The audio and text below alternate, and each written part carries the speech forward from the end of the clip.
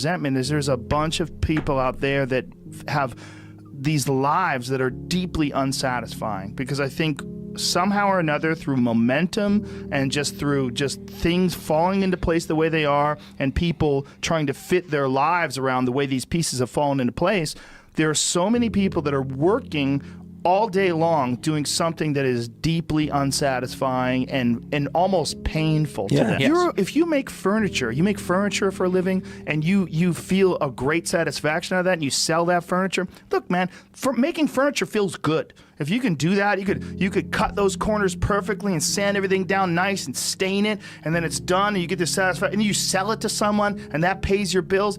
That is infinitely more satisfying than being stuck in some fucking cubicle working for someone that you don't want to work for, having to have these stupid fucking office meetings, talking to people in human resources, sitting down with your supervisor where they evaluate your job performance, and you're not really, you really need to be enthusiastic about this company. This company is your future. This kind of like, you're like, fuck, kill me now.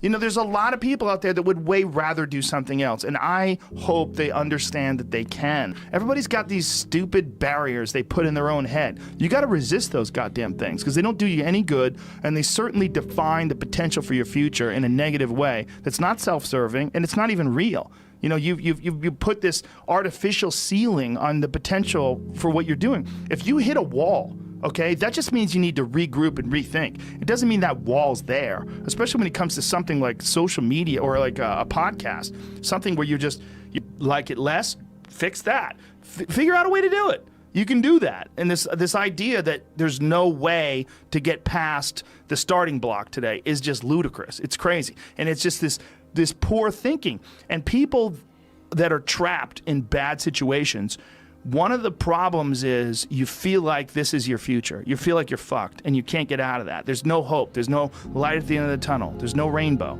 And if you feel like that, that alone can be incredibly defining and limiting. But if you look at yourself objectively and say, okay, I kind of am fucked here. I'm in credit card debt. I'm working in a shitty job. I don't like what I'm doing, but I have some ideas. I need to feed those fucking ideas. I need to feed them and water them, and I need to set aside a certain amount of time every day to just try to make those things happen. You can do that. Wondering why other people's success, or wondering why other people are successful, is the refuge of losers. Wondering why other people are successful. Like, who gives a fuck? You can say you think it sucks, but to spend time wondering why someone is successful and hating on someone being successful, it doesn't do any good. It's like, what is that old expression that jealousy is, it's a poison that does the opposite of its intended? Is that your mind, you have a certain amount of bandwidth. This is why I don't read Instagram comments or Twitter comments or YouTube comments. Like, I don't have any time. If I read them, it's an accident. But to seek them out, like, you have bandwidth. I don't spend time wondering why I hate things or hating on someone or being jealous. You have, let's call it units. You have 100 units of bandwidth in your mind. So that means there's 100 units that you can spend on things you care about, or you could let your mind be occupied by some stupid fucking Twitter feud that you're in with some idiot that you don't even know, and you could spend 30% of your Twitter bandwidth or your mind bandwidth on this, and then you only have 70% for the things you love. And then maybe you're involved in some fucking relationship with someone who's an idiot, and you're arguing back and forth with them. Well, there's another 30% that's gone. Now you have 40% left. You have 40% for the things you love instead of 100%. But if you only concentrate on the things you care about that mean something to you, and I think that there's a lot of people out there that think somehow or another you're going to get to some place where you're living in silk sheets and you're getting your toes done while someone's dropping grapes into your mouth. I don't want that. I've never wanted that. That guy's not going to be happy. He's going to be bored. An hour into the grapes, you're going to get those fucking grapes away from me. Stop painting my toes. What am I doing in this bed?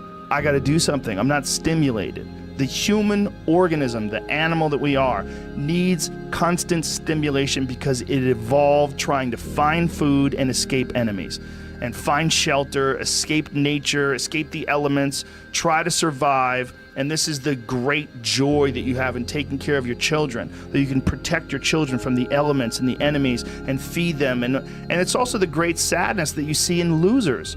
When I see a loser, I see some guy who's 43 years old, lives in his parents' basement, and he fucking hates the world. I'm like, that was a baby. Man, this is a baby that somebody just gave shitty nutrients to, whether it's nutrients in the forms of food or in the form of thoughts and ideas and examples, and this kid developed these horrible self-defeating patterns of behavior that have led them to this point where they're this middle-aged person with no future and no idea of how to get out of this rut, and probably never will escape it, and might just wind up sucking on a gun. You know, I mean, this is the world that we live in today. And I think part of that world is because we have been fed this line of horseshit that you're supposed to seek comfort. And I don't think you are. I think you're supposed to seek lessons, and you're supposed to seek difficult tasks and accomplishments. And through those things, and through doing things that are hard to do, even if it's just a fucking 90-minute hot yoga class. I do a 90-minute yoga class, man. Those last 20 minutes, I do not want to be there, man. And I definitely don't want to give 100%. And I can cheat. I can kind of half-ass it. I can. But if I don't, and I get through it, when that time is up and the lady says namaste and everybody gets up, I'm like, fuck, man, I made it. You know, I lost 15 pounds. My fucking yoga mat is drenched to the point where I could literally wring it out and fill a jug up with water. But through that struggle, I will now have a better day, and I better fucking do it again tomorrow, or do something else. Because if I just think, well, tomorrow I'm just gonna coast and eat Twinkies and watch TV. Oh, hello sadness, my old friend. Hello depression. Because when you're not doing anything, you feel like shit. And that's just a part of being a human being. And we can pretend that we're something other than what we really are. And we can pretend, nah, me, man, I'm just cool, just chilling, doing nothing. Bullshit. You're a fucking human. You're a human being. You evolved from the fucking hundreds of thousands of years of hunters and gatherers and people that were struggling. Those human reward systems are carved deeply into your DNA. And if you don't respect that, if you don't respect the mechanism of happiness and fulfillment and what you really need to do in order to feel satisfied in life, camaraderie, love, family, friendship, struggle, testing yourself, learning, all those things are imperative. They're all a giant part of being a person. Concentrating on people that suck or being jealous about people that are doing well does me zero good. But instead, if someone does well, I can be inspired and I can get fired up by it. I mean, I figured this out in my early 20s. I was like, okay, this is I have a poor way of looking at it because it's a martial arts thing. Because in martial arts, like, you can't be jealous of someone else's ability. You have to realize you might have to fight them someday. So by realizing that they're really good, you're forced to be objective about it. And you have to go to work. Like, you have to go, fuck, that guy's better than me. I got to get better. And you have to go to work. Right. There's no positive benefit in underestimating someone.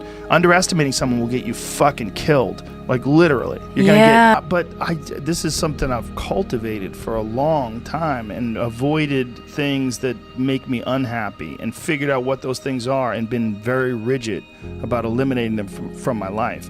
And one of the big ones is eliminating interactions with people that are negative. That is gigantic. And because I've realized that I'm not really as independent as I used to like to think I was. I used to like to think that my thought process was independent and that I don't give a fuck what anybody thinks. That's nonsense. People say that because they absolutely care what people think and it bothers them. So they say, I don't give a fuck. But that I don't give a fuck stuff is almost entirely nonsense. You do care. And you care in both ways. You care if people are critical of you, care if people are positive of you, but you also care if people are living positive lives and they're motivating you. That's a big one. People are fuel, and other people, it's one of the reasons why I like talking to people, one of the reasons why I like to do podcasts, because I get a lot out of, like just talking to you about your time in the monastery or your push to get to that 100 miles. Like, you get energy out of people like that, and you think about this energy and you think about this inspiration when you're doing other things. And it also sets in your mind that when you meet these exceptional people that move you, like, what are the characters, what are the qualities that they have, what are the characteristics that they possess, and those things become significant and important to you.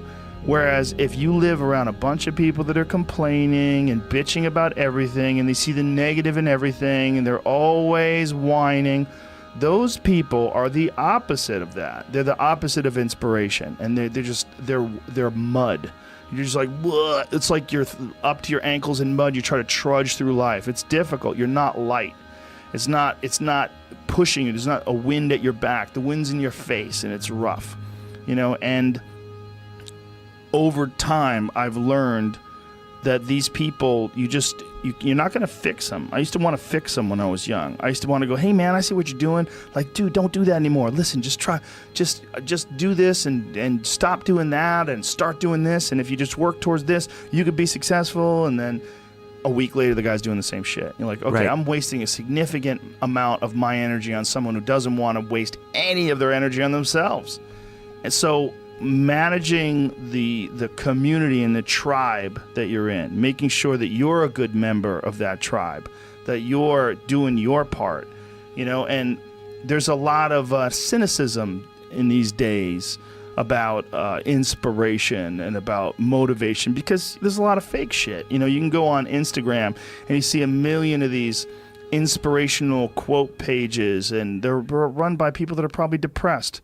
You see a lot of people that are, talking about how to get ahead in life, but they're not really doing anything themselves. So there's a lot of cynicism involved in that. But there's also sincerity in it. And if you just look at it with a pure heart and a pure mind, you can get a lot of energy out of that.